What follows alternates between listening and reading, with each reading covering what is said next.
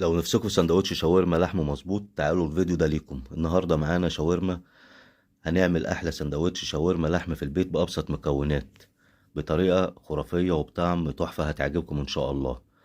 معانا بصل قطعناه جوليان وفلفل الوان، اللي متاح طبعا موجود، واللي لو اخضر بس موجود برضو متاح. هيدي طعم جميل معانا، وزي ما احنا شايفين قطعناهم كلهم جوليان بالطريقه ديت.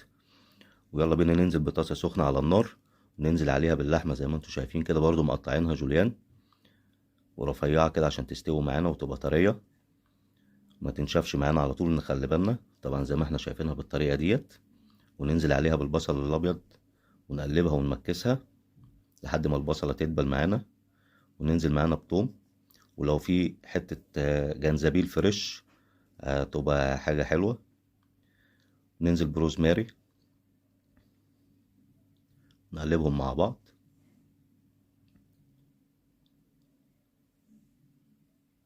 زي ما احنا شايفين الريحة بتطلع حاجة جميلة ما شاء الله. وننزل بالفلفل بتاعنا الألوان لحد ما يدبل معانا، وقلب قلب كده لحد ما كله يتمكس مع بعضه. حاجة وريحة جميلة ما شاء الله. نحط البهارات بتاعتنا، فلفل أسمر وبهارات لحم وبهارات شاورما وبابريكا.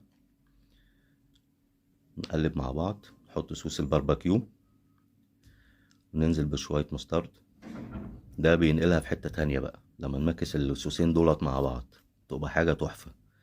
زي ما انتوا شايفين حاجة ما شاء الله. وما ننساش نملح طبعا، حط في السندوتش على طول مع اي صوص موجود عندك، مايونيز مستردة كل حاجة، والف هنا وشفا. ما تنسوش متابعة واللايك والشير، ويا رب يكون الفيديو عجبكم، ونشوفكم ان شاء الله في فيديو جديد وطريقة جديدة مع مطبخ مرجان.